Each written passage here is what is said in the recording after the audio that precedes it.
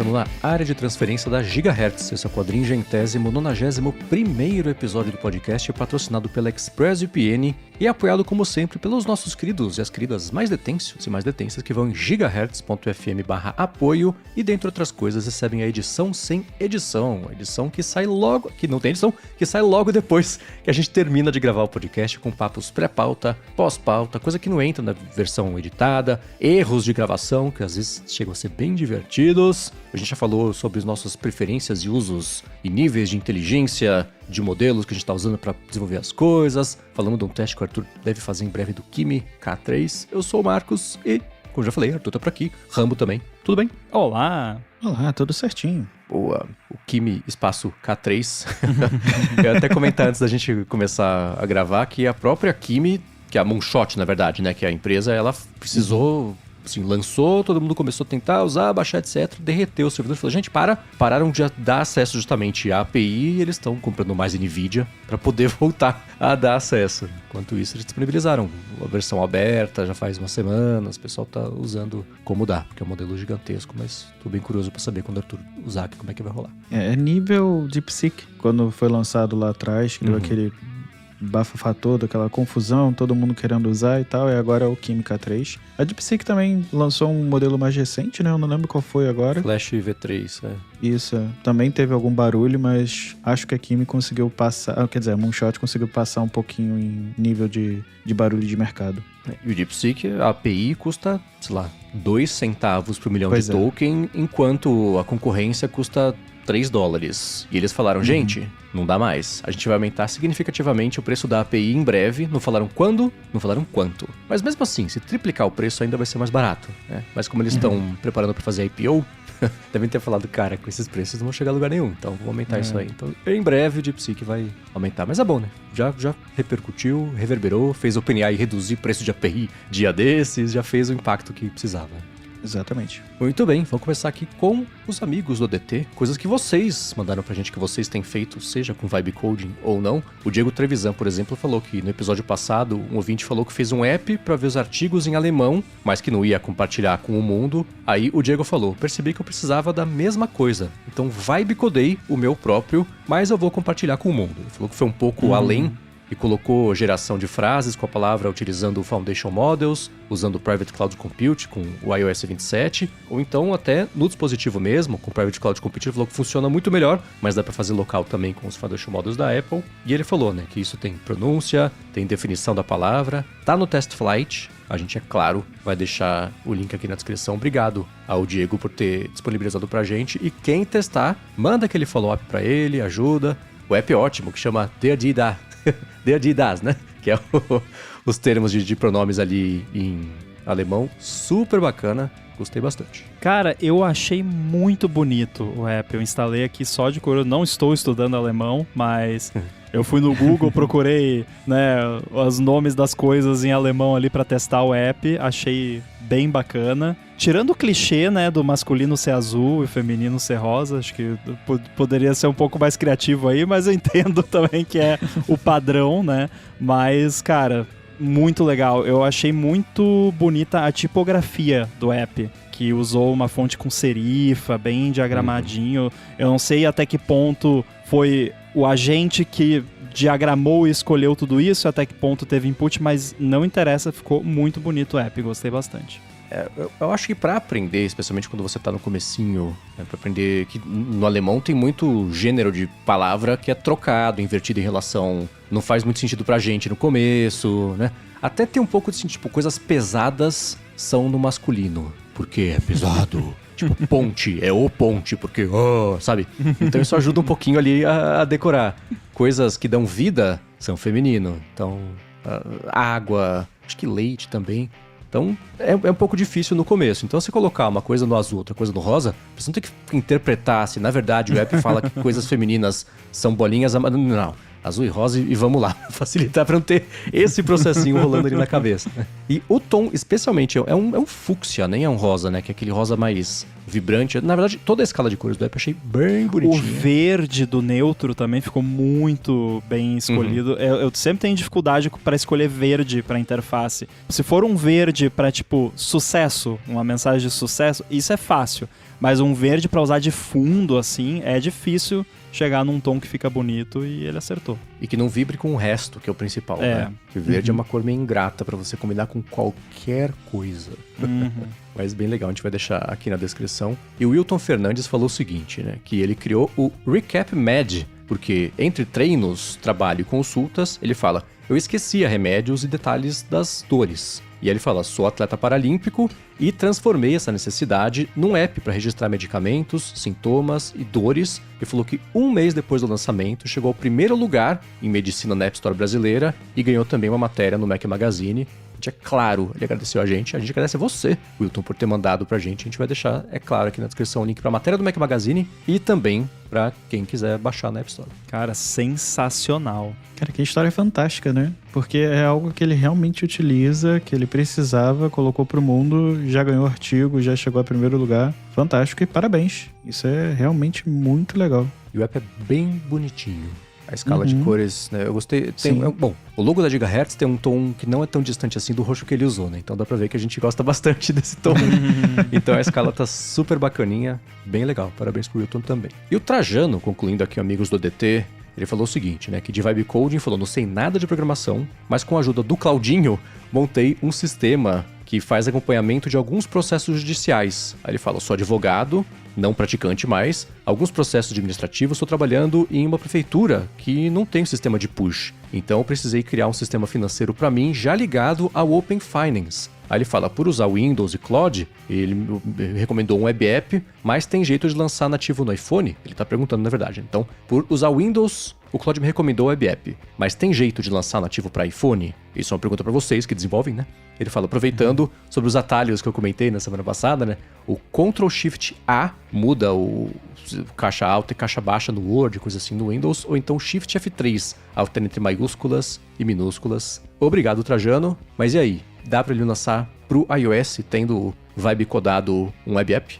Eu acho que, como ele vibe codou esse aplicativo, ele consegue... Eu não sei o que ele está fazendo por detrás do aplicativo. Me parece uma consulta simples. Se for simples, é simples ele migrar para outra plataforma. É claro que se ele for fazer para iPhone, ele vai precisar de um Mac. Eu acho que esse é o grande primeiro problema dessa história. Ou de pelo menos uma máquina virtual em nuvem que tenha um Mac para ele conseguir utilizar de alguma forma, enfim. Mas ele vai precisar de um Mac de algum jeito. Mas e aí ele pode escolher se vai lançar nativo, se vai usar uma linguagem híbrida como Flutter, React, ou seja lá o que for. Mas como ele já codou inteiro o aplicativo em web app, para ele migrar para o nativo é a mesma coisa. Ele pedir para o Claudinho ou o Gepeto fazer a migração para ele. Não é nenhum bicho de 7 cabeças. Lá com o Bollywood, eu fiz algo parecido, só que entre Android e iPhone. Eu tinha vibe codado ele para iPhone e no final do projeto eu pedi para ele migrar tudo para Android. É claro que eu precisei ajeitar algumas coisas, mexer no código, porque eu precisei de um empurrãozinho, né? Dar um empurrãozinho nele, mas rolou e funcionou. Eu só acho que se a gente vai chamar o Cláudio de Claudinho, o ChatGPT tem que ser o Bochecha. Pode ser, perfeito. Eu chamo de Gepeto, mas Bochecha é melhor.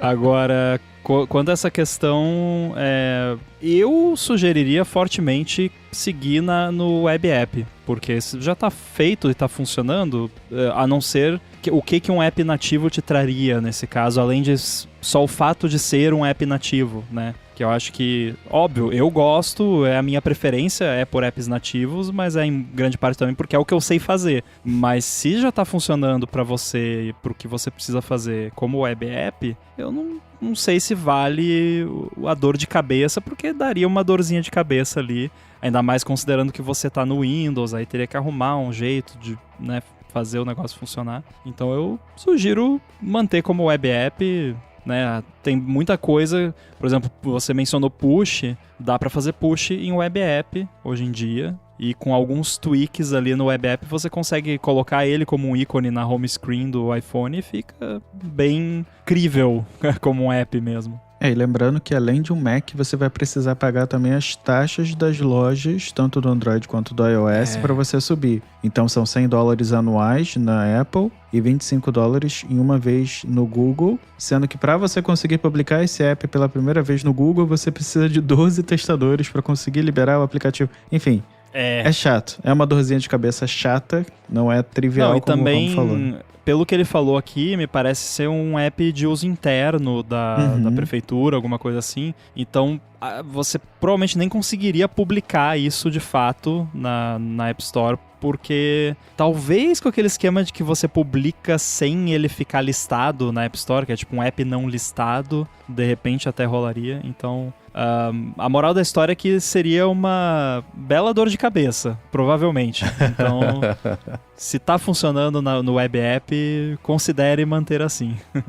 Manutenção foi o principal ponto que eu pensei mesmo, que talvez começasse a ser meio chato, né? Porque não vai dar pra ser só no iPhone, né? Porque deve ter uma utilidade também pra usar direto ali no computador, no trabalho. Então, acho que é um ponto que muita gente tem que levar em conta quando começar a ter essas ideias, sabe? Bom, obrigado a quem mandou e sigam mandando pra gente em gigahertz.fm/feedback os projetos de vocês, que é a maior alegria que a gente tem é poder compartilhar isso com o mundo, tá? E a gente comentou semana passada do app do Winston, a.k.a. Gordo Geek. A gente brincou, né, que era um app super legal, que é de escaneamento de rede, mais um monte de coisas, que tinha até pra Apple TV. A gente brincou, é o primeiro e último app lançado pra Apple TV. E ele falou, né, que ele deu risada com essa parte da Apple TV e falou que é total verdade. Ele falou, quando chega alguma coisa dessa plataforma pro revisor, ele deve até tomar um susto. Ele falou, só pra vocês terem uma ideia, o tempo de revisão e aprovação costuma ser menor do que 20 minutos, enquanto pra Mac fica em torno de 1 dia e iPhone, iPad tá aí de 4 a 5 dias. E ele falou que a ideia para a versão da Apple TV veio durante a Copa. Ele falou que vendo os jogos, ficava travando e eu levantava do sofá, ia até o escritório ver o que tinha acontecido. Aí fazia vários testes de ping, do roteador, DNS, internet, YouTube. Aí ele fala assim, pensei, isso poderia ser um app, onde eu aperto um botão e ele faz tudo isso para mim, sem eu ter que levantar do sofá. Aí ele fala, como o Rambo sempre diz, programador preguiçoso move o mundo. Exatamente. Tudo para gastar menos tempo e menos esforço. Por sinal, eu usei essa semana. Eu queria fazer um teste, um ping aqui na minha rede. Eu falei, vou abrir o speed test. Falei, não, peraí, deixa eu baixar aqui Eu tava com o site aberto. Fui lá, baixei pro Mac, instalei aqui, fiz os testes. Muito legal, tô gostando bastante. Só ainda não instalei na Apple TV, mas eu vou instalar só pra dizer que tá lá. Talvez eu nunca mais use, mas vai ficar instalado na Apple TV. Sensacional. Eu testei aqui também, mandei lá um feedback pra ele e funciona super bem, inclusive na Apple TV. E é curioso ele ter mencionado isso porque, sabe aquele site Speed Test? Eles têm um app. Sim. E eles têm um app pra Apple TV. E o lugar onde eu mais uso é na Apple TV, porque é justamente se tem, tá travando alguma coisa. Não, deixa eu ver aqui se tá tudo certo com a conexão, que daí eu já sei se é o serviço que tá bugado ou se é a conexão. E eu uso direto e agora também com certeza vou usar esse app também. Acho que eu já usei o Speed Test mais na Apple TV, que é aquela, você tá configurando a rede nova, sei lá, nos últimos 10 anos eu mudei umas 3, 4 vezes, então pra saber se tá no lugar... Nossa, o que eu usei desse app na Apple TV especificamente não tá escrito. Agora, sobre ter IAs fazendo tarefas agênticas, um ouvinte anônimo falou o seguinte, fiz um teste pedindo a mesma tarefa no Google Gemini Spark e no ChatGPT Work, enviar para uma outra pessoa um documento do meu Google Docs. Aí ele falou que o resultado surpreendeu. Olha o clickbait. Ele falou o seguinte, o Gemini Spark ficou só processando a solicitação e não concluiu o envio. Já o ChatGPT Work, mesmo sem integração nativa com o Google Docs, curioso, acho que ele não fez a integração, porque tem. Executou a tarefa rapidamente e como eu solicitei. Ele fala, enquanto eu escrevo esse texto, o Gemini Spark ainda continua processando e não finalizou a tarefa. Vocês têm usado para alguma coisa, algumas dessas... Eles chamam de harness, né? Agênticos para fazer coisa por você ligado a contas mesmo, que eu sei que é um risco meio assustador, meio incômodo, mas faz tempo que a gente não vê também histórias de terror, né? Mas como é que tá pra vocês? Eu não tenho coragem, não. Não, isso aí pra mim ainda não cheguei nesse nível. Eu tentei, eu até mandei pra vocês, tentei ontem usar a carangueja pra me ajudar num negócio aqui. Eu não sei se é porque eu tinha atualizado há pouco pro beta novo e não tinha indexado ainda, mas simplesmente ela não conseguiu achar, porque eu realmente precisava de um resumo do que foi decidido numa thread de vários e-mails. E aí eu falei, olha aí, eu até falei, nos e-mails, olha nos meus e-mails com fulano de tal e vê o que a gente decidiu sobre tal coisa e resume pra mim. Não achei nenhum e-mail de fulano de tal. Daí eu falei, não, o e-mail é esse aqui. Eu botei exatamente o endereço do remetente. Aí, não achei nenhum e-mail desse remetente. Aí, nesse ponto, eu já tinha aberto o mail, já tinha procurado lá na busca do mail e achado o e-mail que eu queria. E aí eu copiei exatamente o assunto do e-mail. Falei, o e-mail tem esse assunto aqui. Nessa altura do campeonato eu já nem precisava mais da carangueja, né? Porque eu já tinha aberto o e-mail, já tinha achado. Mas eu só queria ver. Aí, não achei nenhum e-mail. Daí eu, né? Bota o gif lá do repórter jogando os papéis todos. Né? Desisto. Engraçado que a carangueja, nos últimos 2 ou 3 dias, eu tenho enfrentado alguns bugzinhos mais chatos. Acho que ontem não funcionava nada. Nada do que eu pedi pra ela funcionava. Eu me senti como se estivesse usando o iOS 26 de novo. Eu pedia coisa simples pra ela, não tava conseguindo. Mas hoje já melhorou bastante. Mas eu não tenho usado nenhuma dessas ferramentas. Estou querendo. O Gemini Spark tinha sido o que mais me interessou. Mas eu ainda nem testei. Eu abri aqui o aplicativo e vi que tava lá. Falei, olha que legal, tá aqui. Mas eu esqueci. E o ChatGPT Work eu tenho usado porque algumas tarefas ele mesmo sugere jogar pro Work. E aí eu tava fazendo, não me lembro o que foi aqui com... Acho que era ajeitando... Não me lembro se era uma pauta, não me lembro o que foi que eu tava fazendo. E aí ele... Você não gostaria de fazer isso no GPT Work? Eu falei, tá. Aí ele jogou pra lá. Foi uma imagem. Eu tava tratando uma imagem. Aí ele falou, beleza, então vamos para o Work. Aí foi pro Work, ele começou a processar. Olha, eu não tenho mais a imagem. Você pode pegá-la pra mim? Tipo, algo nesse sentido. Eu falei, você pediu e você não conseguiu? Peraí. Como assim? Eu falei, tá bom, toma aí a imagem. Ele foi e processou. Mas só nesse sentido mesmo. Já aconteceu comigo exatamente isso. Pedi uma coisa, ele fala, você não quer usar o Work, não? Eu falei, uso. Aí o Work fala, oi, o que você quer? Pô, o cara tipo assim, eu quero o que eu pedi. Exato. Não tenho arquivo, manda de novo. Aí vai, né? O que mostra que talvez exista uma boa separação de domínios ali dentro, que até é bom pra segurança, né? Teoricamente. Mas, como eu falei aqui no pré-gravação, eu tenho usado com uma certa frequência, assim, de 2 semanas pra cá, eu fiz um teste, funcionou, fiz o segundo teste, funcionou, já usei uma terceira vez intencionalmente, porque tinha funcionado, e agora tá rolando, sabe? Então, é bacana. Ele come, como a gente falou no comecinho, né? Créditos do Codex, os créditos semanais, então... Pra quem já usa o Codex para programar, quiser usar o ChatGPT Work também vai ter que... Ele tira do mesmo balde ali. Mas como o OpenAI tá meio mão aberta com créditos, é raro. É só o Arthur, né, que conseguiu esgotar hoje aqui. E o Rambo esgota com frequência também. Mas aparentemente eles estão para resetar aqui, por comemorar que bateu 15 milhões de pessoas. Eu linkei com o Google Docs, linkei com o Gmail. Por enquanto ainda não fui invadido. Então, sei lá, eu tô meio YOLO com essas coisas. E é curioso porque eu tinha tentado usar dentro do Gmail o Gemini, que tem lá o assistentezinho. Eu queria ter um relatório que eu recebo todo dia, com um número. Aí chegou no fim do mês, eu falei, Gemini, pega os e-mails todos desse mês e soma os números dos e-mails com o subject e tal, soma pra mim. Aí ele soma alguns. Falou, não, tem que ser todos. Pode crer. Tá aqui, do dia 1º ao dia 15. Falei, não, velho, todos? Aí ele não vai. Aí eu bloco um, bloco o segundo, bloco o terceiro. Aí peço pra somar tudo, mas, cara, eu podia ter entrado visto um por um, teria sido mais rápido, sabe? Então eu não tô muito confiante com o Gemini fazendo esse tipo de coisa. Então eu linkei com o GPT e falo, vai lá, manda bala. E pra mim tem sido melhor. É meio lento, mas it's going to space. Calma. Então... Não tenho do que reclamar, não. Pra mim tá funcionando bem. Você falou de... Você tá meio YOLO. Eu lembrei que eu já conectei o Gemini a todos os serviços do Google. Tanto que quando eu vou fazer uma pergunta simples, ele primeiro olha, ele informa assim, estou olhando o seu Gmail, seu Drive, seu Fotos. Aí depois ele dá a resposta. Eu olho e falo, cara, eu te perguntei quanto é que é 1 mais 1 e você tá olhando meu e-mail. Por quê? Não faz sentido. Mas, enfim, ele tem feito disso.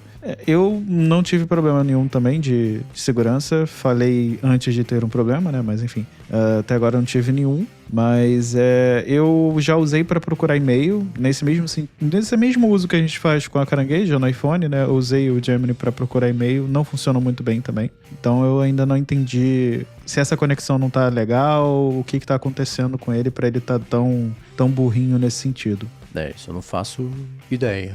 Quem tiver experiências, comente com a gente também, que acho que é uma coisa que também pode ajudar, primeiro, a desmistificar um pouquinho e trazer caso de uso mesmo. É sempre bacana ouvir de vocês como é que tá rolando isso aí. Tá? Agora, sobre a proteção do Apple Watch e água, o Trajano Ferreira falou o seguinte: eu tinha um Série 8 que foi comprado nos Estados Unidos. Aí ele falou, no passado ele morreu do nada. Levei na iPlace e a resposta clássica foi, paga alguns R$1.000 aqui e eu troco pelo mesmo modelo. Aí ele fala, tentei uma assistência não autorizada, eles fizeram um laudo que era oxidação por contato com água, entrei com processo no juizado e a Apple foi obrigada a trocar. Eles anunciaram no site a proteção à água, além, é claro, de ter os exercícios aquáticos e o modo de medir a temperatura da água. Então, aí precisa trocar, porque se ela mostra usando, se você usa, se estragou, aí ela tem que resolver. Mas daí é um caso que é justamente o que a gente falou semana passada, né? E se acontecer? Dá pra ir... Dá um trabalho, né? Aparentemente. Mas dá pra ir atrás e com tempo disponível e esforço, você consegue trocar, aparentemente. Eu tendo a achar que isso é muito problema dessas lojas terceiras que a Apple utiliza para dar suporte, né? Não tô dizendo que é culpa da iPlace, tá? Ela provavelmente recebeu essa recomendação da Apple de negar quando tivesse algum contato com água. Mas eu, por exemplo, já passei por um caso semelhante com um iPhone. Eu tinha um iPhone 6S que eu fui na Apple fazer aquela troca de bateria, né? Naquela época que tava baratinho, enfim, que deu aquela confusão toda com bateria no iPhone. E o iPhone que eu entreguei para fazer a substituição tava completamente não é corroído, ele tava oxidado na parte de baixo dele, porque era um iPhone que a gente usava muito em locais úmidos e tal, e ele tava bem oxidado. E aí, quando eu levei o iPhone, eu falei, bom, eles não vão trocar essa bateria. E trocaram. E no que trocaram a bateria, eles queimaram a placa de Bluetooth Wi-Fi e deram um novo iPhone pra mim. Mas isso porque eu fui na loja da Apple. Eu tenho algumas dúvidas se fosse numa autorizada ou se fosse numa iPlace ou seja lá qual for a loja, se eles trocariam. Então esse problema da Apple ter tão pouca loja no Brasil e utilizar as terceiras para fazer isso, eu acho que acaba trazendo esse tipo de problema para ela, que talvez seja mais barato do que abrir mais lojas, enfim, eu não sei porque não sou engenheiro de lojas nem de economia, então... Enfim, eles devem ter uma resposta melhor para isso do que eu. Mas eu tenho muito essa impressão que quando a gente vai na Apple, eles são muito mais flexíveis e maleáveis com esse tipo de coisa do que em outras lojas. Eles têm mais controle, né, do que exato. Uma mera autorizada, digamos assim. E eu acho que tem muito questão de tradição, assim, de tipo, antes de existirem iPhones e Apple Watches à prova d'água, a regra era, se tem dano por água, nega a garantia. Ok, é aceitável. Agora, meu filho, que você tá fazendo publicidade falando que o negócio é resistente à água, que é a prova d'água, que dá pra fazer natação, agora você aguenta, né? Você decide. Ou você usa isso na publicidade ou não usa. E aí, se você usa, você tem que arcar com as consequências. Total. Comercial do pessoal na água. Tá acontecendo uma coisa muito doida com o Beta 5, o meu iPhone reinicia do nada aqui. É a quinta ou sexta vez em 3 dias que ele tá fazendo isso. Mas voltando aqui. Comercial, eu penso naquele comercial que a Apple fez do serviço de emergência do Apple Watch, que é o cara em cima de tá num stand-up, num pedal, só que ele tá fazendo, indo pra dentro do mar, assim, ele ligando pra emergência. Ô, gente, então, tô indo, hein? Vem salvar aqui. Então, ela, com frequência, promove o Apple Watch associado a atividades aquáticas. Existe todo o lance do isolamento não funcionar a partir de tantos metros, né? Que é o IP número, né? Que é de água e poeira e a pressão. Quanto mais pressão, mais profundidade, maior vai ser a força para entrar ali, né? Por isso que tem coisa que é resistente à água e tem coisa que é a prova d'água, mas... Entre ela promover uma coisa, você tá na piscina, você vai na piscina, o negócio estraga, ela tem que trocar sim, sem dúvida. E seguindo aqui, sobre o aplicativo para acompanhar séries, a gente tem pedido para vocês dicas também para o pessoal que quer substituir o TV Time. O Daniel falou do TV Club, falou que já usa faz uns 5 ou 6 anos, e ele faz o mínimo muito bem feito e é grátis. E até tem uma opção paga, mas eu não sei muito bem o que você ganha. Ele falou que na grátis a propaganda não atrapalha, a usabilidade, e ele faz o básico. Você adiciona o seriado, ele aparece com a foto da série bem bonita, te avisa quando sai episódio novo, e se você clica, fala quantos episódios tem, quando cada um foi ou vai ser transmitido, te dá a opção de arquivar pra você não ficar aí poluindo a sua tela, sem rede social, sem notificação irritante. Aí ele fala, pra mim, funciona. E também sobre isso, o Bruno Barbosa falou que um app que é muito bom pra ele de série e filme também, ele testou o Showline. Curti bastante, porque é um app bem bonito e não tem a parte social. A galera tá encrencada com a parte social de app de TV, né? Faz sentido. Além de mostrar as datas dos próximos episódios. Subi o meu export do TV Time e funcionou liso. Falou que vale a pena dar uma conferida. Eu vou deixar aqui na descrição o link tanto pro TV Club que o Daniel recomendou, quanto para esse também que o Bruno recomendou, que é o Showline. Então, eu testei os 2 aplicativos essa semana. Eu agradeço muito a ajuda dos 2, mas entre os 2 eu acabei ficando com o Showline. Ele é o mais bonitinho, realmente ele tem um visual muito legal. Eu achei muito bonitinho. E ele tem um recurso que eu mais queria, que é um widgetzinho com as séries que eu tô assistindo e quando vai ao ar o episódio. Então ele diz, daqui a 2 horas vai ao ar o episódio de Ted Lasso. Amanhã vai ao ar o episódio XYZ da série tal. E era exatamente o que eu queria. Então ele resolveu o meu problema, ele é bonitinho. O único porém dele, sempre tem um porém, é que eu não colocaria nem as estrelinhas, que ele coloca lá a avaliação dos usuários quanto aquela série. Pra mim, nem isso precisava ter. Se tivesse como ocultar aquilo ali, eu pagava pra ocultar as estrelinhas, que eu não quero. Pra mim, isso já é uma rede social. Eu não quero saber a opinião dos usuários, que eu tenho a minha. Tá boa a minha. Então, assim, eu queria isso. Mas, de novo, foi o mais bonitinho, resolveu o meu problema. Tô usando. Ele realmente é muito legal. Ele usa a base do TMDB, isso. Ele usa a base do TMDB e ele tem conexão também com aquele outro aplicativo que indica onde tá passando, se tá passando na HBO, me fugiu o nome agora. O Just Watch. Isso, Just Watch. Então ele tem as 2 integrações, eu achei isso bem legal. E de novo, é um app bem bonitinho, com as informações redondinhas, o widget funcionando legal. Pra mim podia ser até um widget em tela cheia que eu usaria. Pena que o que eu tô usando é só o pequenininho. Mas, de novo, resolveu um problema e, a princípio, eu vou continuar usando esse carinha por um tempo. O Showline, né? Isso, o Showline, exato. O TV Club eu achei ele mais basicão, mais queixo duro, assim. E aí acabei me afastando um pouco. Mas também é uma opção boa pra quem quer algo mais simples. Quem não quer nada demais é o app ideal. É o extremo, né? O TV Club é o mais básico possível e o Showline eu acho que é o mais completinho e bonitinho que você pode ter com menos rede social possível. Asterisco. O TV Club, eu vou fazer um comentário que vai parecer uma crítica e um elogio, e na verdade um pouco dos dois mesmo. Ele é um app que a Apple teria feito para incluir como nativo no iOS. Tipo o iBooks. Ele fala assim, o conteúdo que é o rei aqui, eu vou fazer para você um índice organizado, com grid ou com uma lista. Você escolhe o que você quer ver. E o conteúdo, que é o que você quer ver, você vai ter como acessar. Na app de iPad, eu olhei e falei, cara, poderia 100% ter sido a Apple que fez, né? E o Showline eu achei muito bom o sloganzinho dele, que é Streaming Life, Streamlined. Rolou legal. Bobeirinhas que fazem diferença. E ele ainda tira eu acho que é de propósito, que ele tira um sarro, porque ele fala que é Loved by Binge Watchers. E Binge é o nome do concorrente, né? O aplicativo lá que o cara que é o Bingers, né? Que ele lançou. Mas os dois, boas opções. Uma super bare bones e o outro com um pouquinho mais de opinião. Eu não quero falar personalidade, porque vai parecer que eu falei que o outro não tem personalidade, mas tem passou um pouco mais de tempo lidando com essas coisas aqui pra fazer. E claro, os 2 links estão na descrição. E é o Showline, logo se acessa o site, na barra superior já tem. Tá vindo do TV Time? Aqui como é que você importa os seus dados, né? Ele tem integração com uma coisa que chama Tracked, que eu vou confessar que eu não sei o que é. Você conhece? Era um outro app de tracking de séries. Eu particularmente nunca usei. Se eu não me engano, ele também tem filme. Eu vou ter que confirmar. Mas ele era famoso também, mas particularmente eu nunca usei. Bom, eu nunca usei...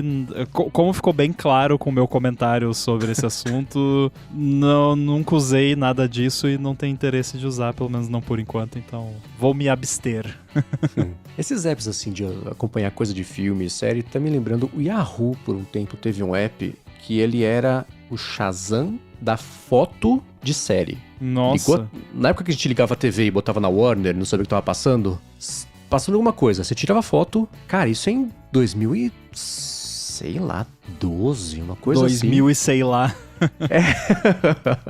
Não é recente, esse é o ponto. Você tirava foto e botava lá, essa aqui é Big Bang Theory, temporada 5, episódio 8, sabe? E acertava. E era o Shazam de foto, aí o Yahoo tirou do ar. Eu não sei se teve algum problema de direito, sei lá o que rolou, mas era super legal. O app durou 3 meses, e aí eles acabaram com o app. O Melo mandou Video Guide, eu não tenho certeza do nome. eu vou caçar, se eu achar uma matéria sobre ele, eu deixo na descrição, porque o app mesmo não existe mais. E nunca mais apareceu nada assim, né? Curioso, que o Shazam, pra música, funcionou super bem, mas pra filme, eu sei que esse é um desafio maior, porque você ia ter que botar um fingerprint frame a frame, cena a cena, mas hoje com, sei lá, vetorização semântica de imagem, poderia aparecer algo assim. É isso, só pra complementar, o Trackit, ele realmente é um tracker de séries e filmes. Eu tava na dúvida se tinha filmes, ele tem. Ele é um outro serviço desses, e até o César Osvaldo no chat aqui complementou muito bem. É o Last FM desse mundinho audiovisual.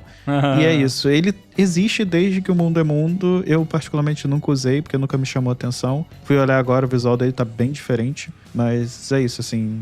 Eu acho que é mais um desses que cresceu muito, é cheio de coisa que a gente não precisa, e aí acaba que eu me afasto um pouquinho. Mas, de novo, esse Showline realmente impressiona, visual bem bonitinho. O foco dele é o calendário, que era o que eu queria desde o início. Eu acho que ele poderia ter alguns outros recursos, como, por exemplo, um Live Activity. Se você tá perto do horário ali da série, ele poderia abrir, enfim. Mas aí é eu sendo chato. Das duas, uma. Você pode mandar um follow-up pra quem desenvolve, ou fazer o seu. Na verdade, evoluir o seu Bollywood, né? É verdade. Ia brincar ou fazer o seu. Ah, não, pera, você já fez. Muito bem. E a seguir, o papo é sobre como o Mark Zuckerberg precisa de um editor. Ele publicou, nessa última semana, um manifesto de 6.000 palavras sobre como ele enxerga o futuro. O nome do manifesto é O Futuro é para Todos. Subtítulo é O Caminho para um Futuro Positivo na IA. E é um texto super longo em que ele coloca como ele está vendo o cenário da tecnologia hoje, de acesso hoje, para onde está apontando e fazendo um contraponto entre como ele enxerga o que vai acontecer com especialmente as visões pessimistas que ele fala que ele vê por aí. O manifesto, como não poderia deixar de ser, porque se o Mark Zuckerberg fizer vão criticar, né? Mas tem uns pontos fraquíssimos. É uma coisa que todo jornalista falou, cara, precisa de um editor urgente. Ele podia ter um quinto desse tamanho, ia passar o mesmo ponto e poupar um pouquinho do tempo da humanidade para quem se dispôs a ler tudo assim como eu fiz, né? E ele coloca que a evolução natural desses modelos todos não só vai ser o mundo inteiro, é muita gente, Zuck, mas ele, o mundo inteiro vai ter acesso a uma IA super poderosa e super personalizada, mas que isso está tendendo a ser apoiado em tecnologias abertas versus os gatekeepers grandões, que é um grupo do qual a Meta não faz, basicamente. Por isso que muita gente vê a motivação do Zuck fazer esse manifesto, né? Ele tá tão all-in em IA quanto ele estava com o metaverso quando ele mudou o nome da empresa para Meta e apostou tudo o que ele quis ali para fazer, né, o óculos, que acabou não levando a muita coisa, né? Ele coloca alguns pontos, por exemplo, ele ilustra, exemplifica, imagine como é injusto um humano só ter acesso ao advogado mais inteligente e poderoso do planeta. Não seria bom se todos os humanos tivessem esse advogado para poder defender os seus direitos e etc. Esse é um dos exemplos que ele coloca. Ele fala sobre, o ponto principal, a gente vai debater um pouquinho mais, né, pode entrar mais ponto a ponto aqui, mas o ponto principal é, ele quer promover essa evolução da IA colocando contra as empresas grandonas que estão muito mais à frente da Meta e promovendo a mesma ideia de comoditização que, por exemplo, o Satya Nadella, da Microsoft, que também está atrás, vem promovendo já tem uns 2 ou 3 anos, né? E esse, sim, foi um tema que foi muito discutido ao longo dessa última semana. A gente pensou em trazer ele aqui para poder, primeiro, né, falar o que a gente achou a respeito disso, eu vou ler um pouco conversa, depois o vídeo, vocês também, as impressões, mas foi até o Rambo que puxou, talvez a gente possa falar sobre isso. O que te chamou a atenção? Como é que você quer começar a falar sobre isso? Cara, me chamou a atenção que parece muito... Primeiro que assim, pela quantidade de verborragia e pela quantidade de lero-lero, eu não sei o quanto desse texto foi editado ou escrito por uma IA, né? Já começa por aí. Mas também parece muito aquele discurso de pessoa que não tem o mínimo de consciência de classe, sabe? De tipo... porque todo mundo vai ter o seu agente. Cara, você já viu as pessoas? Você conhece alguém que não seja bilionário? sabe? Pra você achar que o que a pessoa quer é um agente pra fazer receita pra cozinhar com o filho em casa, ou pra, né, o Sam Altman lá fazendo podcast pra escutar com os filhos no carro, quando vai pra, sabe? Foi isso, só que já de cara, assim, eu vi a vibe do texto e essa questão, eu pensei, cara, é sério, que mundo que você tá vivendo? Que acho que não é o mesmo que eu. E em cima disso, né? Se hoje a gente já tem problema de distribuição de internet, tem áreas que hoje não tem internet. Tem pessoas que ainda não têm acesso à internet. Pode parecer loucura, mas porque hoje a gente vive no mundo, ainda mais aqui no podcast, falando sobre internet. Mas tem pessoas que não têm acesso. Tem regiões do mundo que não têm acesso. Seja a internet, seja um celular. E ele quer falar de IA nesse momento. É essa primeira discussão que você quer falar, de distribuir a IA. Acesso à internet é um problema, né, Arthur? Mas tem gente passando fome. Exato. Sabe? Então, eu tô rindo, mas pelo absurdo da coisa, que tipo, né? E claro, eu odeio esse lance de, mas tem tanta coisa mais importante pra... Sim, isso você pode falar sobre qualquer assunto, né? Então não quero também reduzir a isso, mas assim... Cara, você é um bilionário e você só consegue pensar nisso, sabe? Tem tanta coisa que daria pra fazer que, de fato, todo mundo poderia tirar proveito, mas o seu negócio é agentes de IA para todos. Minha IA, minha vida.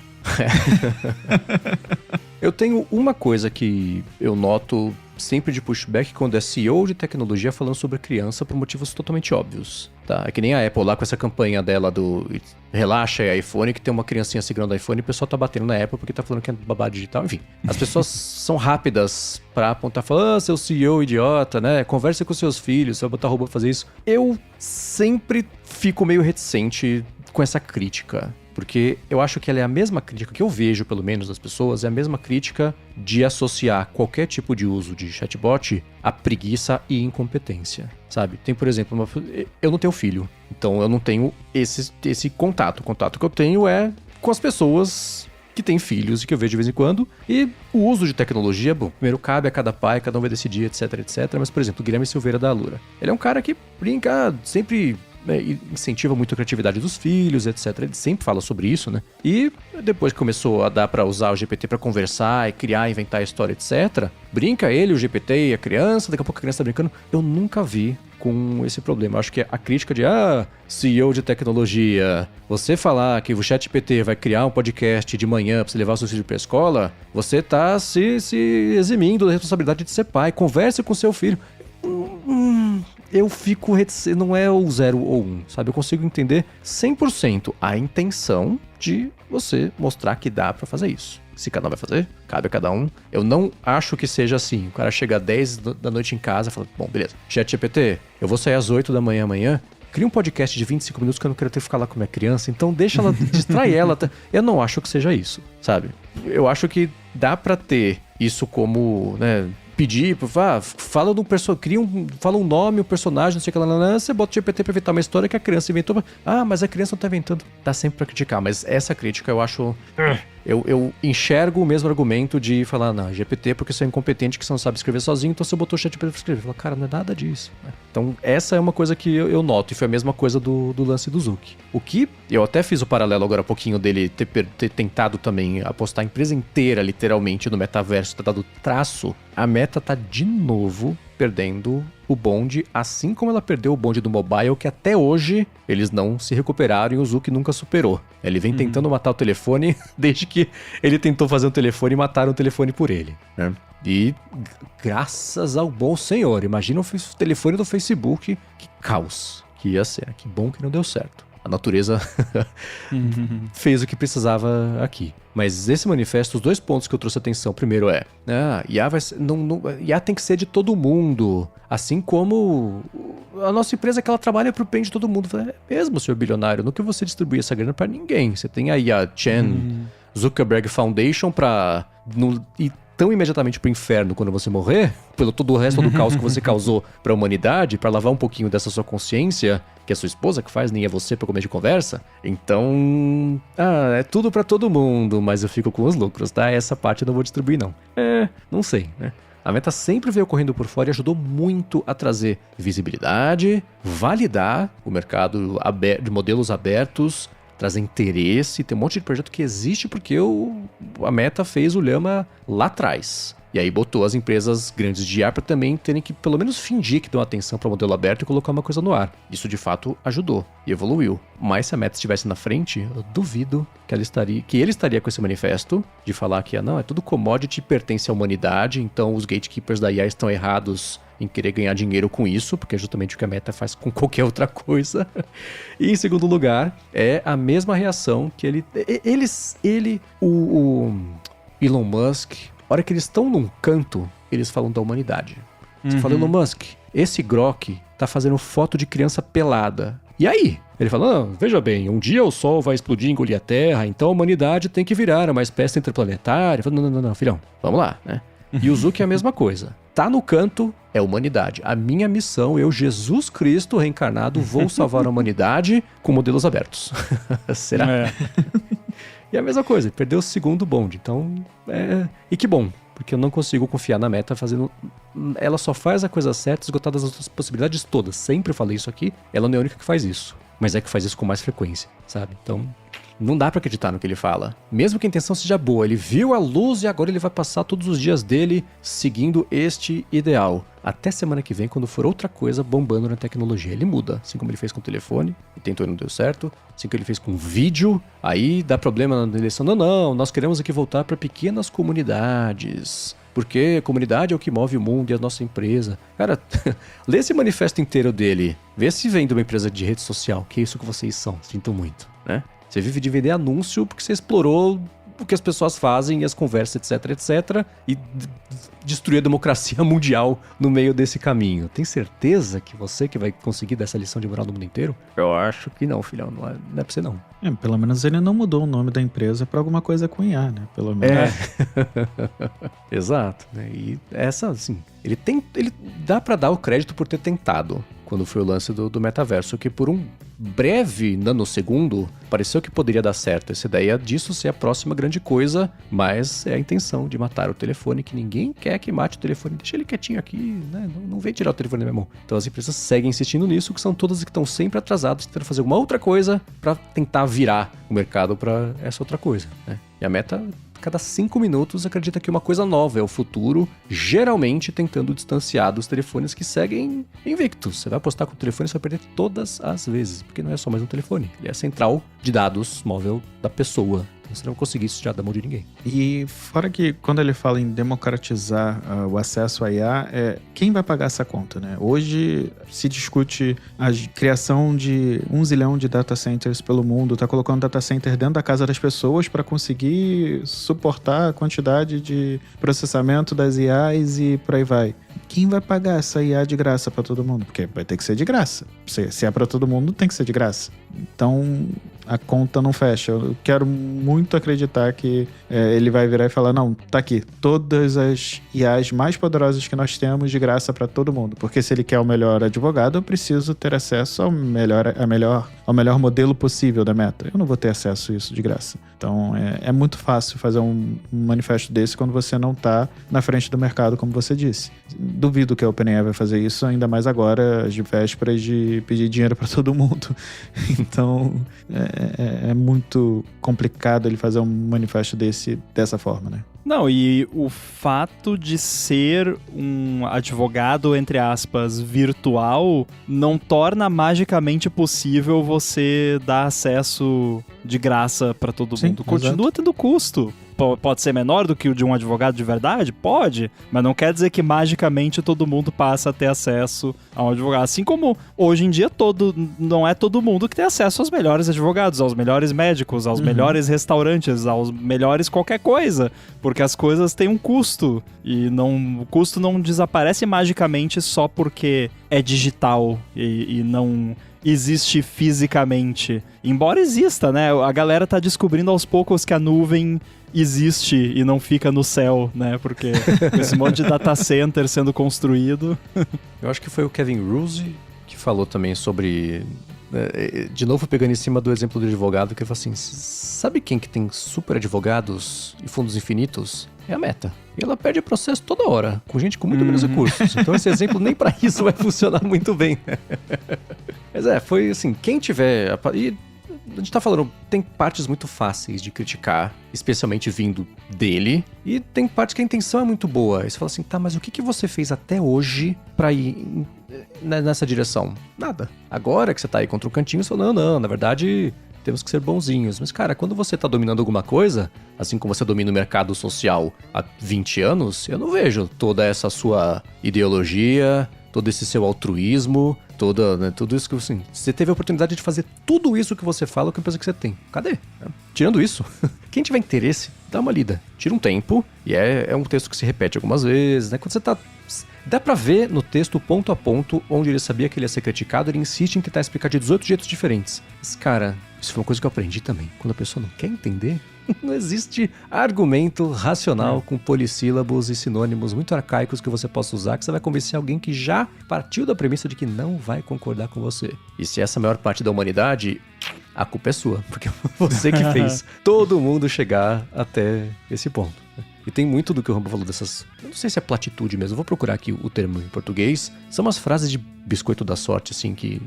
Elas parecem trazer... Você fala, cara, você acabou de falar nada por um parágrafo. Lugar comum, banalidade, vulgaridade, insipidez, sensaboria. Poxa, faltou sazon. Gostei. Lugar comum, gostei do Lugar comum é bom, tentei achar uma frase que eu tinha separado aqui, ela sumiu, afinal. Tem frase pra caramba aqui. Mas quem quiser dar uma espiadinha, e claro que também vocês podem concordar, discordar. Gigahertz.fm/feedback é de vocês aqui, tá, pessoal? Cola no chat GPT o texto e fala pra ele, chat GPT, aponte todas as platitudes neste texto. Ele fala, não, só tem 1 milhão de tokens de contexto, não cabe. Não vai caber.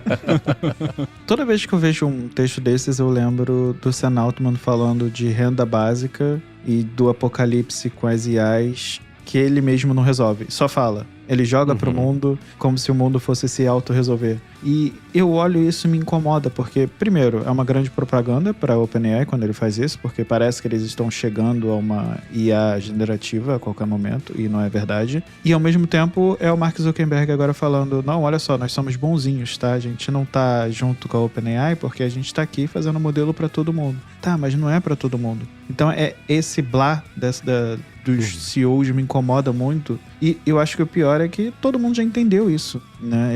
Quem acompanha a tecnologia, todos os repórteres de tecnologia, todos os sites já entenderam esse blá, já não caem mais. Então isso ainda acho que é pior. Você tentar fazer isso hoje em dia sem uma ação concreta consegue ser pior ainda. Bastava mostrar uma forma dele tentar resolver isso. Então beleza, me mostra aqui uma forma que você está resolvendo isso. Qual é a instituição que você criou para resolver esses problemas? Seja o problema da fome, você não vai resolver o problema da fome mundial. Mas algo parecido, né? Algo mais básico. Não tem. Então, me incomoda bastante toda vez que eu vejo esses tipos de assunto. E todos eles têm lançado esses manifestos, assim, né? O Sam Altman escreve bastante, o Dario Amodei escreve bastante. Cada vez que você lê, você fala, nossa, tem menos brilho. Exato, e não tem uma ação, não tem não é palpável, não tem, os caras falam, beleza, mas faz. Né? A última vez que eu vi foi o do Sam Altman com essa questão da renda universal. A solução, eu já estou depositando dinheiro para um fundo universal. Que fundo é esse? Quem é que tá tendo acesso a isso? Entendeu? Então, assim, irrita. Acho que essa que é a palavra final. Total. Mandem pra gente a impressão de vocês também. E a gente vai seguir responder algumas perguntas que vocês mandaram justamente em gigahertz.fm/feedback. Mas antes, eu vou agradecer a ExpressVPN, que tá mais uma vez patrocinando o podcast e que segue oferecendo 1 mês de graça para você experimentar o serviço. E aí, isso indo em expressvpn.com/adt, se você assinar o plano anual, eles dão para você 3 meses depois desse ano pra você seguir usando, para aí você ver se você vai querer renovar. E você vai querer renovar para manter os seus dados seguros numa conexão que, especialmente se você não conhece, então Wi-Fi do hotel, do Airbnb, do avião, Você pode ou não estar pagando, mas seus dados são uma parte do preço, pelo menos, da conexão. Então, sites que você acessa, os servidores, por quanto tempo, dados trafegados, qual que é o seu dispositivo, quem é você, no fim das contas. É para construir esse perfil seu, pro Zuki poder usar depois, né? E você protege os seus dados e a sua conexão, e fica tudo criptografado, e nem a ExpressVPN sabe nada disso. Os canos impenetráveis e criptografados dela, nem ela sabe disso. E o pouco de dado que ela tem que ter em mãos para ela poder fazer o serviço funcionar, fica em memória RAM, que depois some. Então ela não tem mesmo esses dados. E para streaming é muito bacana você usar ExpressVPN, porque você pode se conectar em qualquer país do mundo, e aí você vê o catálogo desse país, que é um catálogo diferente do que tem aqui no Brasil. Para ver como é fácil colocar no seu telefone, no tablet, até no roteador de casa, gente, se você quiser, na Apple TV, como eu uso aqui em casa todo dia, vai em expressvpn.com/ADT, testa por um mês de graça, e se você assinar o plano anual, você tem 3 meses de lambuja aí para seguir usando no fim desse ano. Muito obrigado, ExpressVPN, pelo patrocínio de mais esse episódio do podcast e pelo apoio a toda a Gigahertz. Valeu!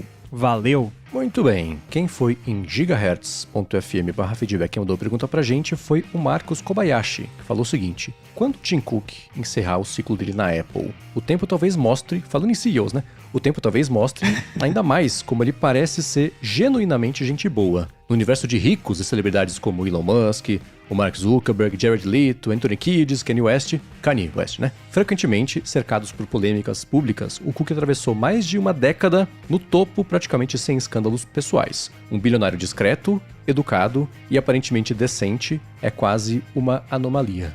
O que vocês acham? Medo de elogiar e amanhã abrir o 9to5 Mac e ter lá escândalo. Então, enfim. Que eu saiba, até agora não tem nada. Mas assim, né? Ele realmente parece um cara mais gente boa e realmente ele levanta algumas bandeiras de fato genuínas. Então, até pela história dele e etc. Mas, realmente, hoje em dia é difícil, né? São poucos os bilionários que a gente olha e fala que parece ser alguém discreto e educado, né? Mas eu não colocaria minha mão no fogo, não. Não, isso aí a gente não deve fazer por ninguém, né? A gente já falou várias vezes aqui, ninguém tá aqui pra ser torcida organizada de bilionário, né? Enfim, porque também o Marcos mandou uma lista aqui particularmente tóxica, né? É a nata do chorume, essa lista.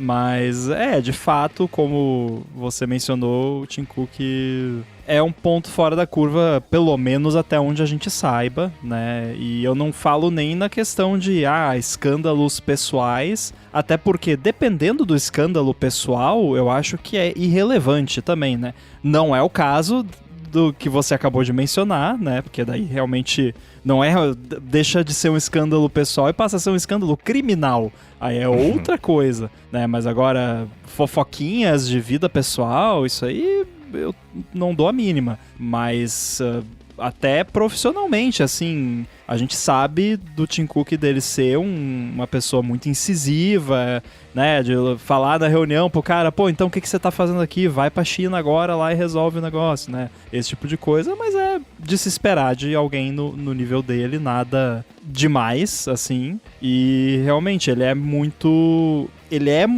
privado e conseguiu manter isso, o que é impressionante, porque é raro alguém numa posição como a dele conseguir manter a vida privada, porque na maioria das vezes não rola. Na relação dele com a imprensa, ele desde sempre parece que de propósito tentou ser a pessoa mais sem graça possível, pra nem tentarem ficar falando muito com ele, que vão saber que ele vai responder exatamente o que tá nos limites do que as relações públicas de imprensa da Apple falou que é pra ele falar. Então, você vê, assim, que entrevista com o Tim Cook você descobriu uma coisa nova? Você aprendeu alguma coisa? Ele falou uma coisa genuinamente interessante? Nenhuma, né? Tanto que ele ele nem dava mais entrevistas, porque pra quê, né? Você pode dar pra... O GPT vai dar uma entrevista muito mais interessante do que ele, né? Ele, sim, acho que por ser do passado, bom, ele sempre que ele fala sobre quando ele decidiu fazer o artigo de opinião dele pra falar que ele era gay. Porque, na verdade, umas semanas antes teve um repórter que falou na TV, no canal de negócios lá, sem saber que ele não era assumido, etc. Aí ele falou, cara, quer saber? Aí ele publicou... Igual o Agnaldo Timóteo, como já mesma coisa, aqui. Então ele, por trabalhar, bom, ele morava... Ele é do Alabama? Mobile, no Alabama. Então... Alabama, que já é um estado mais conservador. Então ele passou a vida inteira sabendo muito bem que quanto menos ele falasse, melhor. Total autopreservação. Foi pro mundo de tecnologia, mesmo sendo Califórnia... O mundo de tecnologia tem seus problemas também, né? E o lance dele foi fazer o trabalho dele e beleza. Eu não consigo imaginar algum escândalo saindo com ele. Mesmo porque, dia 31, ele deixa de ser o CEO da Apple. Dia 1º de agosto, ele continua na Apple. Ele vai continuar por anos e mais anos como presidente do conselho. Vai estar na mesma, vai ser a mesma coisa. Ele vai estar lá depois que o Trump for embora, vai ficar mais uns anos ali. E mesmo depois disso, a minha impressão é que ele vai sumir. Vai aparecer de vez em quando, sei lá, em alguma foto, que nem teve uma pessoa que mandou pra gente não faz muito tempo, não vou dar muitos detalhes aqui, mas tava andando num lugar, olha só, Tim Cook passou aqui, né? Então, ok, vai ser assim. Acho que eu acho que mal vê a hora de sumir, porque ele sempre pareceu genuinamente uma pessoa bem reservada. E não é só por ter passado a vida inteira tentando esconder que é gay, não é isso. Personalidade, reservada, quieto, deixa andar dele. As entrevistas chatas. Passou uma carreira cultivando o máximo que deu. Teve os escândalos todos recentemente não é escândalo. As polêmicas todas políticas, porque ele fez o que ele precisava fazer pra deixar a Apple na posição que ela tá lá com o Trump e não ter problema e pedir favor quando precisasse, apesar da memória RAM ainda não ter conseguido descolar. Mas eu tenho certeza que ele, pelo menos pro espelho, falava assim, estou fazendo o que eu preciso fazer. Eu não acho que ele é um republicano enrustido, eu não acho que ele é um super preconceituoso enrustido e precisou mostrar as cores de verdade só na hora que o Trump... Não, o Mark Arment costuma falar muito sobre isso, né? Que ele claramente é apoiador do Trump. Acho que não, mas o ponto é, acho que a gente vai ver menos ainda dele. Ele pode sim, de vez em quando, usar o holofote e o nome que ele tem, a gravidade que ele traz, gravidade que eu digo de gravitacional mesmo, né? De puxo. De puxo é ótimo, né? Pra poder trazer atenção pra algum tema, uma coisa que ele sempre fez. Né? Antes do Trump virar presidente, aí ficou proibido falar esse tipo de coisa. Mas acho que vai continuar fazendo isso, só que menos, sabe? Ele vai dar uma boa sumida, vai ser, acho que, mais raro a gente ouvir falar sobre ele, entrevista mesmo, e acho que ele vai achar ótimo, no fim das contas. Nem esse holofote, de vez em quando, ter que tá embaixo, sabe? Nossa, e que bom pra ele, né? Porque... Sim. Imagina o quão bom isso deve ser pra sanidade mental da pessoa, de não ser exposta o tempo todo, né? E é curioso como isso se propaga, de certa forma, cria-se um respeito, porque... Esse caso que você contou da pessoa que viu ele, a pessoa só teve coragem de tirar uma fotinho discreta de longe só pra mostrar pra gente no privado, eu vi ele lá. Nem passou pela cabeça ir lá e pedir pra tirar uma foto justamente porque tem essa coisa do Tim Cook ser uma pessoa privada que não fica aparecendo por aí e acaba que funciona, né? Pelo menos com pessoas com bom senso. Eu acho que eu não teria senso. Eu teria te pedido uma foto pra ele. Eu vou admitir aqui. Eu não teria coragem, não. Acho que é uma das poucas pessoas que eu pediria foto. E o Douglas Augusto falou o seguinte: oi, pessoal, tem uma série que vocês tenham assistido muito tempo, depois dela ter sido lançada e até encerrada. Aí ele fala, eu e minha namorada, a gente começou a ver Lost recentemente. Ele fala, espero que o final valha a pena. Sei que é um final polêmico. Acho que assistir alguma coisa fora da época de hype acaba proporcionando uma experiência bastante diferente. Como é que é pra vocês? Já viram alguma coisa que começou e acabou faz tempo, que só agora vocês estão vendo? Olha, eu tô assistindo neste momento The Good Doctor. Que eu saiba, já terminou faz um tempo já, é mais antigo. Tô na 5ª temporada, inclusive tive que recorrer ao povo dos mares, né, pra conseguir assistir, porque só tem até a 4ª temporada em todos os streamings, e aí da 5ª em diante só tem no Globoplay e só tem dublado. Nada contra dublado, mas eu comecei a assistir legendado e eu queria continuar assistindo dessa forma. Na verdade, eu assisto sem legenda. Isso não é um flex, é só porque é assim que eu assisto. E aí não achei em nenhum lugar e tive que dar um jeito. Inclusive dei um jeito usando um app que tem na Alt Store e usando aquele Infuse que alguém recomendou pra gente na Apple TV. Então eu uso o app que tem lá na Alt Store pra usar o acesso aos mares. E aí... através desse app, ele já faz o streaming pro Infuse lá. Eu nem sei como funciona, é mágica. Eu sei que eu botei lá, aí eu botei no Infuse lá o endereço do iPhone e aí eu abro na Apple TV e estão lá todos os episódios e eu assisto e é como se eu estivesse assistindo num serviço pago de streaming. Perfeito, recomendo. Quer dizer, não recomendo, é errado. Mas... é interessante. Tecnicamente, se eu sou assinante do Globoplay, que tem lá o negócio, eu estou pagando. Só que ele não tem com o áudio que eu quero. Então eu só estou usando um áudio alternativo. Por sinal, o Infuse é um dos melhores apps para Apple TV. Olha só, 2 vezes no mesmo episódio. Aí. Que foi feito assim, eu acho ele fantástico e barato. Acho que é R$20 por ano. Uma coisa assim, é bem baratinho e o app sempre funciona. Nunca tive problema, gosto bastante. E sobre a série, uma que eu tô vendo agora, na verdade não é série, é um anime, que eu também tive que recorrer aos mares, porque não tem lugar nenhum. É Full Metal Alchemist. Vocês estão muito liberais com essas confissões, eu tô achando, viu? Vocês não tem problema. Não, e eu vou além, inclusive, eu falo isso de brincadeira, porque eu acho que se o conteúdo não tem disponível em lugar nenhum, você fez um esforço genuíno de querer acessar a coisa pagando e não tem, você tem o dever de piratear, porque é uma sacanagem. Eu quero pagar pelo negócio, eu tenho dinheiro, estou disposto a pagar, mas não tem em lugar nenhum, então vou fazer o quê? Vou piratear, não tem jeito. O Fullmetal, por exemplo, não tem nenhum serviço de streaming. Eu assino a Crunchyroll, que na teoria teria todos, e não tem. Então eu tive que recorrer a outros meios. Eu tô acessando via VPN, ExpressVPN em outro país, pronto. Os mares é isso que eu quis dizer. Resolvi o problema. Mas um caso que eu acho que foi mais legal foi ver Game of Thrones fora de época. Porque na época que tava muito no hype, que a galera acompanhava semanalmente, eu não assistia. E aí eu tive que correr atrás do meu prejuízo e fui assistindo aos pouquinhos. E aí, quando eu cheguei no Casamento Vermelho, que eu acho que é um dos episódios mais sangrentos e absurdos da série, e fantásticos, eu surtei porque eu não tinha levado nenhum spoiler. Então, pra mim, foi algo incrível. E aí eu fui falar com meus amigos, eu falei, gente, esse episódio é fantástico, é um dos melhores da TV mundial. O pessoal, agora que você foi ver, né? Bem-vindo. Caraca. E agora... Mas você viu... E você não tinha nem ouvido falar em Casamento Sangrento. Nossa. Nada. E aí foi assim, eu tinha 0 spoiler. Eu acho que o único spoiler que eu tinha... E aí agora você deu spoiler pra todo mundo que não tinha assistido ainda, mas... Não tô dizendo o que acontece, eu recomendo. Tem uma diferença semântica entre Casamento Vermelho e Casamento Sangrento. É Casamento Vermelho o nome. Mas ele falou que é um dos episódios mais sangrentos, então, too late.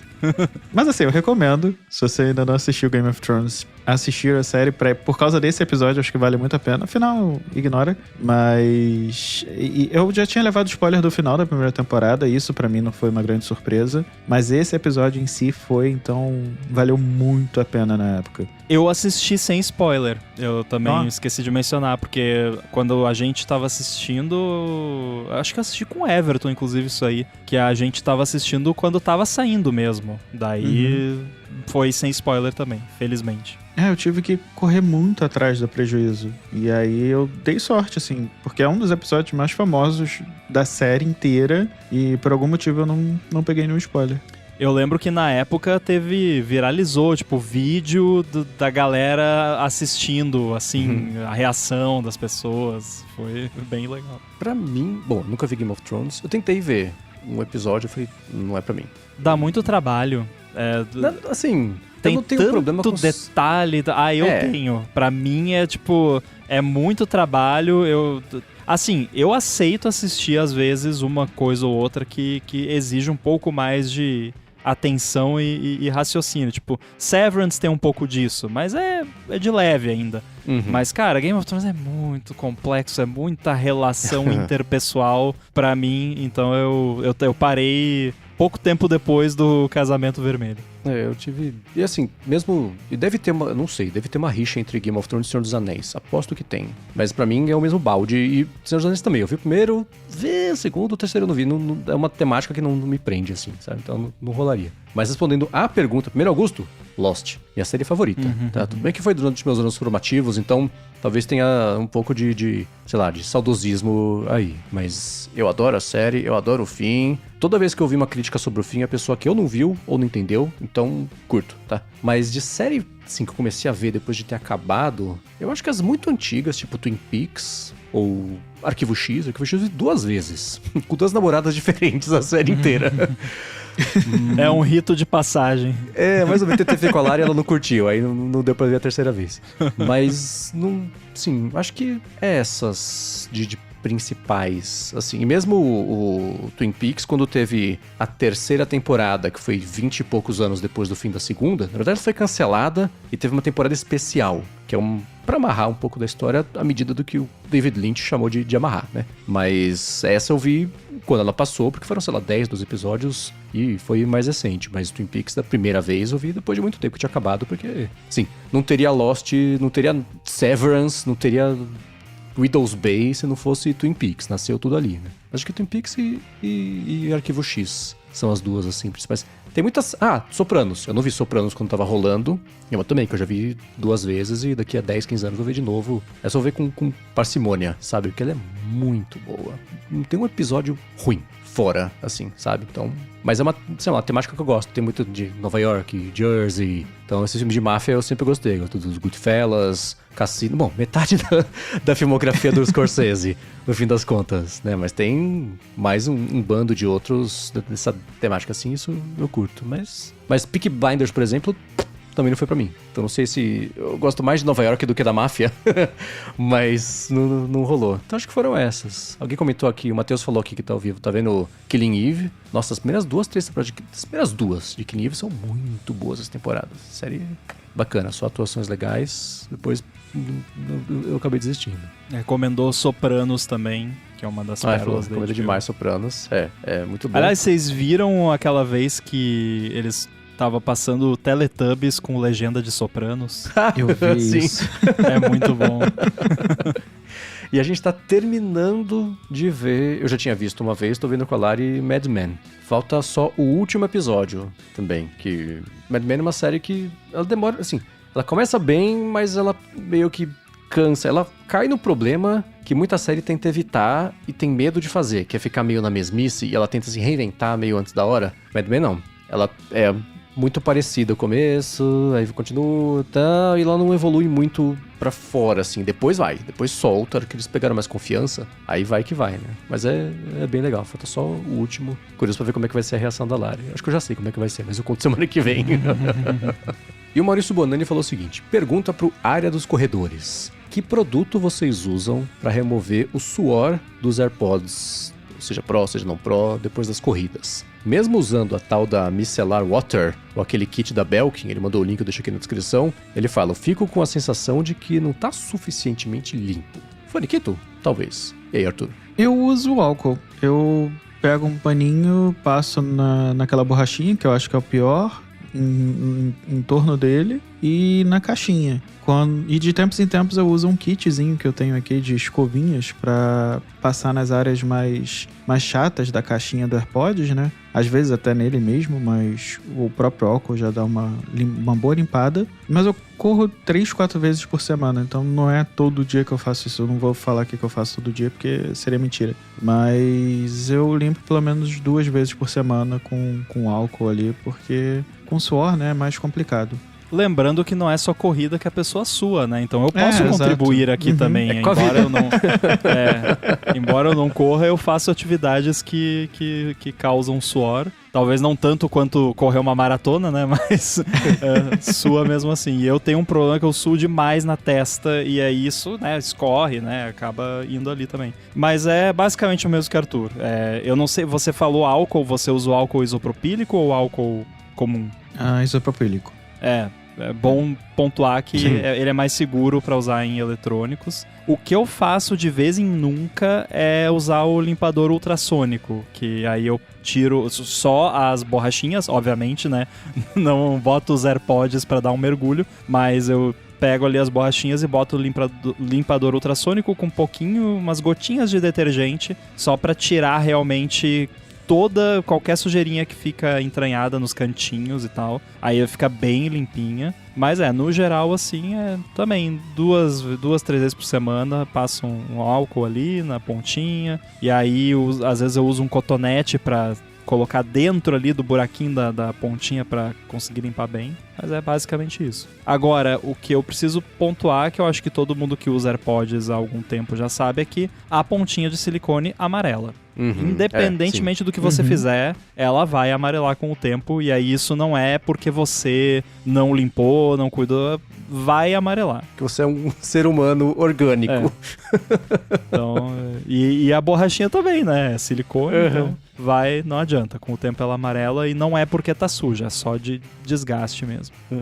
Pra mim é parecido e eu uso o cotonete pra limpar o case mesmo, a caixinha, porque fica... Mas aí é mais a calça, fluff da calça que fica ali quando abre e fecha e coisa assim. A Mari mandou aqui, ó, canetinha de limpeza da Bezos no AliExpress, isopropílico, cotonete seco e Kleenex. É todo um ritual, mas eu passava, quando eu corria com mais frequência também, de tempos em tempos, quando eu falava, putz, faz tempo, né? Acho que tá na hora. Eu passava também álcool isopropílico, mas não era uma coisa que eu fazia, terminei de correr. Não, terminei de correr, eu sentava, perna pra cima, tomava água, pensava em nada por X tempo. Então era... Mas aí quando... É que nem o relógio falou, putz, faz tempo que eu não limpo, né? Vamos lá. Aí é o spa day da tecnologia.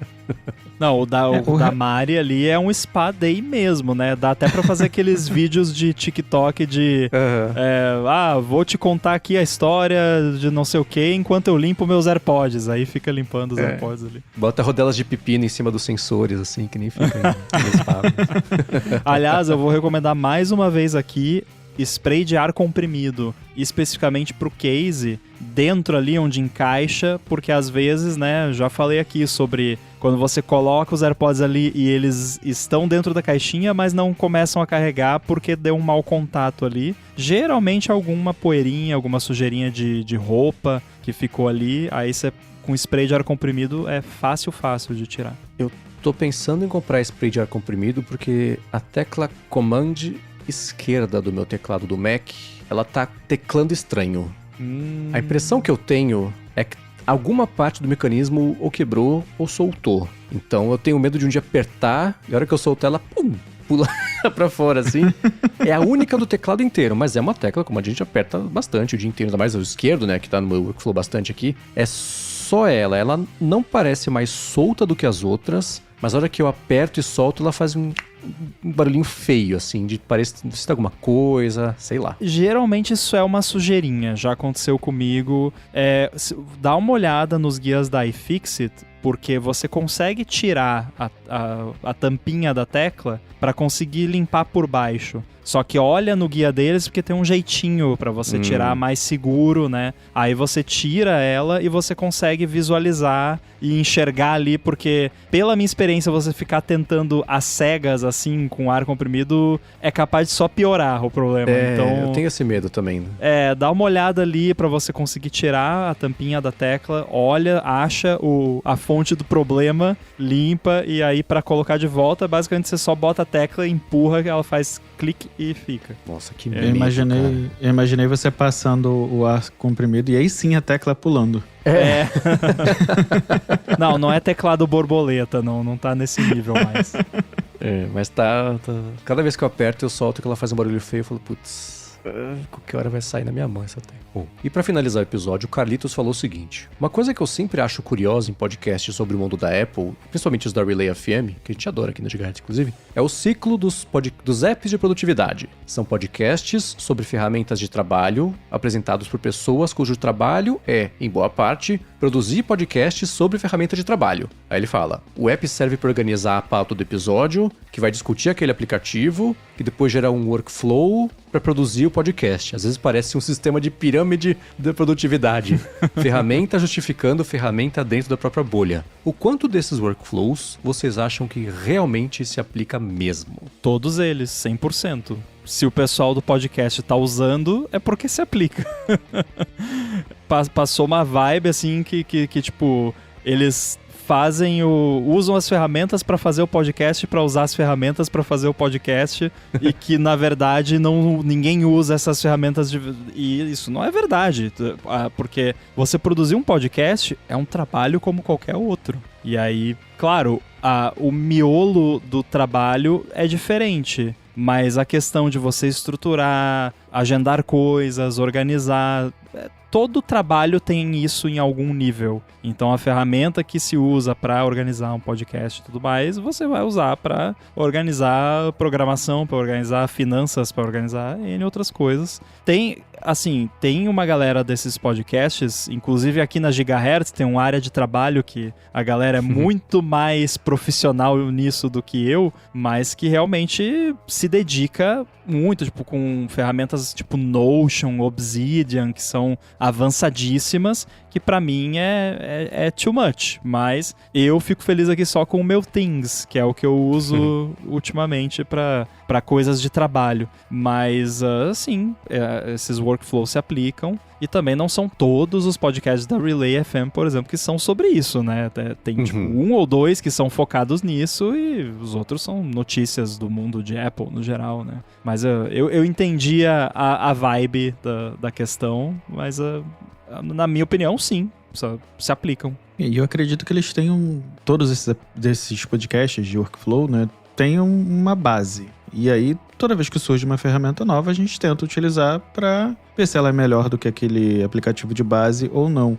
Foi numa dessa que eu troquei para o Notion, por exemplo, que para mim hoje é um canhão no que eu uso. Ele é um grande organizador do meu podcast, do Bom Dia Tech, eu tenho todas as pautas aqui. Mas de verdade, toda a base dele eu não uso. Eu poderia usar no Notes, por exemplo, que é a mesma coisa. Mas eu vejo muito dessa forma. Eles usam, a base deles continua existindo, e esses aplicativos vão sendo testados com o passar do tempo, né? E também vale mencionar que a maioria da galera da Relay, por exemplo, não começou a vida profissional fazendo podcast.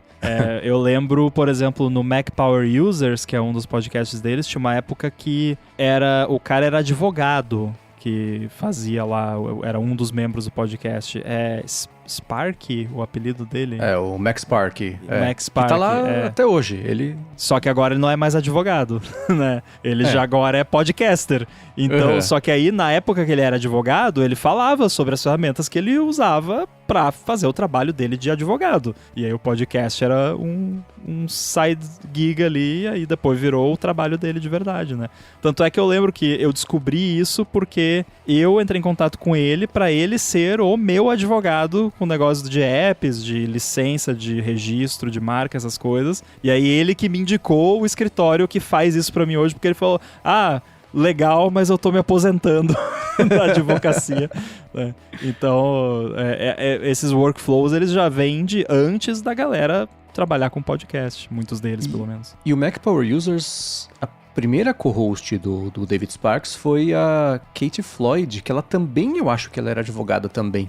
Eu acho que era. Mas o foco deles era ferramentas Power User de Mac. Né? Depois que eles entraram para a Relay FM, que esse programa é de 2009, eles precedem bem a Relay FM. Bem antigo. E aí ela saiu, aí entrou o Stephen Hackett, ficou um tempo, e agora tá o Stephen Robles, que eu adoro o Stephen Robles, cara. O cara mais gente boa da influenciosfera Apple é ele, sabe? Nunca falei direto com ele assim, mas eu gosto muito dele. E o Mac Power Users é um podcast sobre ferramentas diversas, muitas delas envolvem produtividade. Na Relay FM também tem, que foi por muito tempo o Mike Hurley, que apresentou com o CDP Grey o Cortex, que também era com foco 100% em ferramentas, e depois que o CDP Grey resolveu tirar o sabático dele, agora mais sobre entrevista, etc. No Connected, né, que é com o Vitich e o Mike e o Steven também. E o Vitich adora ferramentas, né? Ele gosta é tipo o brinquedo da semana. Tenta ver, testa, etc, etc. E uma coisa que eu aprendi com a Bia. E isso não é surpresa pra ninguém que muito da Gigahertz, a inspiração é da Relay FM. E muito que eu aprendi com a Bia é: vamos trazer o máximo possível de ferramentas, porque sempre vai ter alguém que vai curtir a ferramenta, vai descobrir, vai começar a usar, não tem nada mais legal no mundo do que você saber que ajudou a pessoa no trabalho dela. Então, nem todas a gente tem que usar, nem todas que a gente tá falando sobre ela porque a gente vai usar, nem só porque a gente tá usando que a gente vai usar pra sempre. A gente pode passar a usar outra. E é a vida, nem tudo...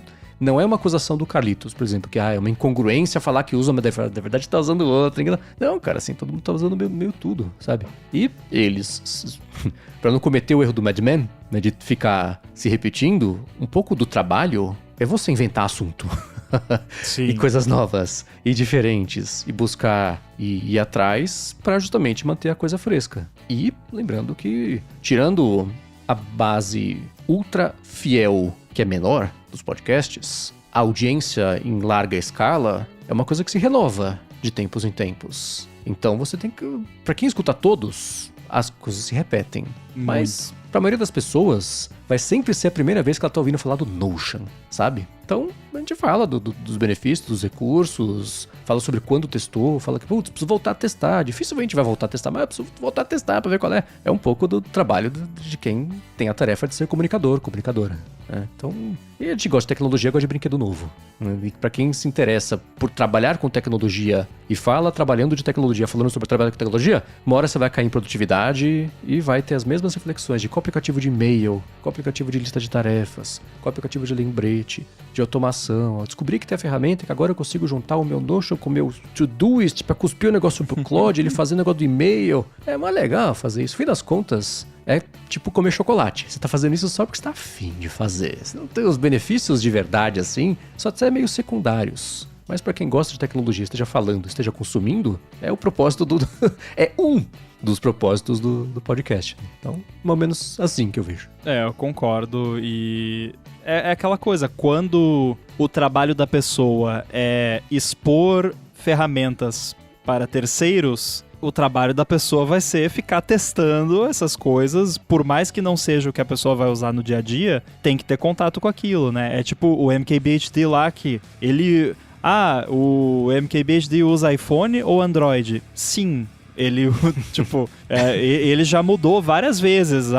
Hoje em dia eu tô carregando comigo sempre um iPhone. Agora eu tô comigo sempre com um Android. E vai indo porque é o trabalho dele. Ele tem que experimentar tudo pra chegar lá e dar a opinião dele sobre tudo que sai, basicamente, no ramo de smartphones e outras áreas também. Então... Você assistir o conteúdo todo dele vai parecer o cara meio doido. Tipo, tá, mas decide, cara, você... Né? E, assim, não precisa, né? Ele tá fazendo isso pra que você não tenha que fazer. Pra você olhar ali a experiência dele e pensar o que vale pra você, o que não vale, e tomar a sua decisão por conta própria. Pelo menos a ideia é essa, né? É que iOS e Android, especialmente mais molecada, assim, que comenta na internet, é outra coisa. É tipo direita e esquerda. É, exatamente, né? Me diz o que você usa pra eu poder validar as minhas próprias escolhas de vida, porque isso é uma parte da minha personalidade. Então, se você usar o que eu não uso, quer dizer que eu tô errado, mas eu confio em você. Então, peraí, o que você usa pra eu saber se eu concordo ou discordo com o que você tá prestes a falar? É uma conta meio mental, meio chata, assim. E tem uma outra coisa também do que o Carlitos mandou aqui, sobre se você escuta todos os podcasts de uma rede, você vai ouvir umas dicas meio parecidas, vai parecer às vezes que é o mesmo assunto, porque o público geralmente é um público diferente, de novo, né? O público macro, né? Então, os podcasts da Relay, você tem os mesmos hosts em combinações diferentes, fazendo podcasts diferentes, vai acabar repetindo uns temas, repetindo umas ferramentas, e as próprias ferramentas também são uma coisa meio cíclica, né? Então acaba se perpetuando isso tudo. Mas Eu sei que foi a piada do esquema de pirâmide de produtividade. Muito bom.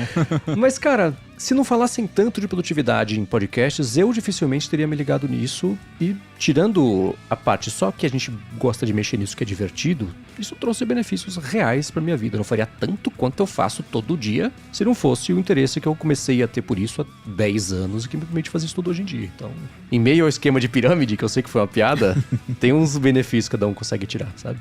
Muito bem, para falar as dicas de vocês de produtividade, ou mandar perguntas, comentários, sugestões, temas, follow-ups, feedbacks, lá em gigahertz.fm/feedback. Obrigado, Eduardo Garcia, pela edição do podcast. Obrigado, ExpressVPN, pelo patrocínio do podcast. Obrigado a vocês que recomendam e ajudam o podcast a chegar cada vez mais longe. E a vocês, Rambo e Arthur, por mais uma copresnetação de mais um episódio. Valeu, eu estou lá no mastodon.social, @inside, e apresento também o Olá Mundo aqui na Gigahertz. Bom, e pra falar comigo é só ir no @Arthur_Givigir no Instagram ou no Threads, e às terças e quintas-feiras no Bom Dia Tech. Boa, tô por aqui no área de trabalho, também no A Fonte, tô lá na Alura no IA Sob Controle, e meus textos estão no 95Mac. Obrigado mais uma vez pela audiência de vocês. Tudo dito e posto, a gente volta na semana que vem. Valeu! Até!